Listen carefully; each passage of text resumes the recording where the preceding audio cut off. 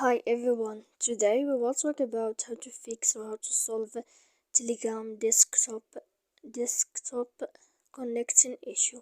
To know how to fix or how to solve Telegram desktop connecting issue, you should just go to settings like this. We will click. After that, in this page, you will go to apps, default apps, app settings. When you will see this list, you will go down to find the application of Telegram and you will enter. Then in this page here, you will go to click for stop. When you will end this, you will enter to storage.